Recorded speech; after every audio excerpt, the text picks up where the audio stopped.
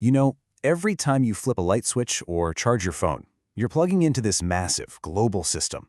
A system that's built on a really fundamental choice. Where do we get our energy? And that choice, well, it has a huge impact on our world. It's really a story of power and of pollution. So let's get into it. Here's the journey we're going to take. First, we'll look at the energy that's powering our world right now. Then, we're going to pull back the curtain on the real cost of that power. After that, we'll explore some cleaner alternatives, starting with power that comes from the planet itself. And finally, we'll look up to the sky and out to the oceans to see how we can harness the sun, the wind, and the water. So let's kick things off with part one, our world of energy.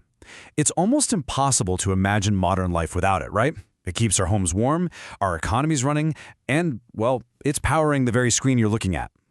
But have you ever really stopped to think about the big question here? Where does all of this power actually come from? For well over a century, the answer's been pretty much the same, and it's buried deep underground. For the most part, our power comes from these guys, fossil fuels. You can almost think of them as ancient, buried sunlight. They're made from plants and animals that lived millions of years ago, compressed over all that time into stuff like coal, gas, and oil. And they are packed with energy, which is exactly why we've built our world on them.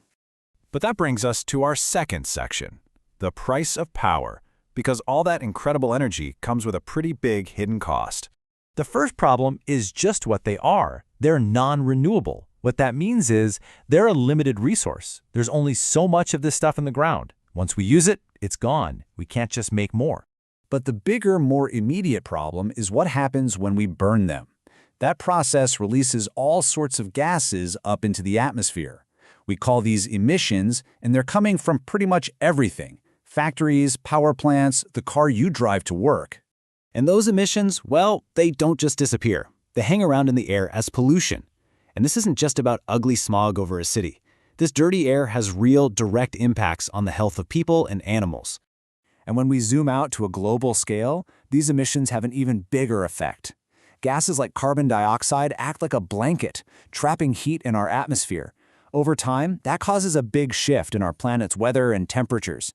And that's what we call climate change. Okay, so that's the big challenge. But what's the solution? Well, that brings us to section 3, a cleaner alternative. We're talking about a totally new path for how we get our energy. And that path is called renewable energy. The name really says it all, doesn't it? These are energy sources that don't run out because they're naturally refilled. We're tapping into the powerful, constant systems of our planet. The sun that shines every day, the wind that blows, and the water that flows. So this is it. This is the big choice we're facing. On one side, you have the energy of the past. It's finite and it creates pollution. And on the other side, you have clean energy from the world all around us that, for all practical purposes, will never run out. It's a total game changer. So let's actually explore these cleaner options. Section 4 is all about getting power from the planet, tapping into the Earth's natural heat and the movement of its water. And our first stop is a place that might surprise you.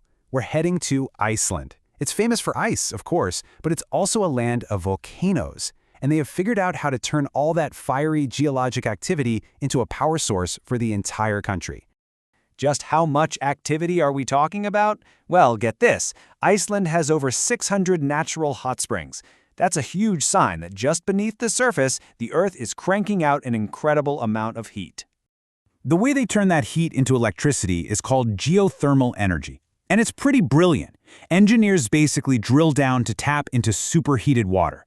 That water produces incredibly powerful steam, which then rushes up to the surface, spins the turbine, and boom, clean electricity.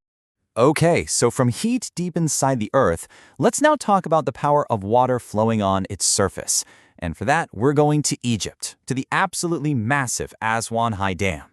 The scale here is just immense. The Aswan High Dam harnesses the unbelievable power of the River Nile. It has 12 huge turbines that generate over 10 billion kilowatt-hours of electricity every single year. That's enough to power millions of homes. And as a pretty amazing bonus, it also helps control flooding in the region. All right, for our final section, we're going to look to the elements themselves, the sun, the wind, and water in a different way. We're talking about generating power right from our atmosphere and our oceans. First up is the ultimate power source for our planet, the sun. Solar energy is all about capturing sunlight. usually with those big solar panels you see everywhere, and turning it straight into clean electricity. And just like with Iceland's heat, location is everything. Hot, dry places like deserts are just perfect for this. They get tons of consistent, powerful sunlight, which makes them ideal for building these huge solar farms. And finally, we can harness the sheer power of moving air and water. Wind turbines capture the energy of the wind to generate electricity, which is why you see them in windy places like coastlines. And in a similar way, tidal energy uses underwater turbines to capture the incredible force of the ocean's tides. The basic idea is the same for both: turn natural movement into clean power. So when you put this all together, it leads to a really clear takeaway for our energy future. The way forward has to be a deliberate shift. We've got to get more of our energy from these renewable sources, and way less from the non-renewable ones we've depended on for so long. And this brings us right back to that fundamental choice we talked about at the beginning. When you see all this immense, clean power that's available from the sun, the wind, the water, and the earth itself, the question really isn't if we can change our energy sources. The question is, which ones are we going to choose to power our future?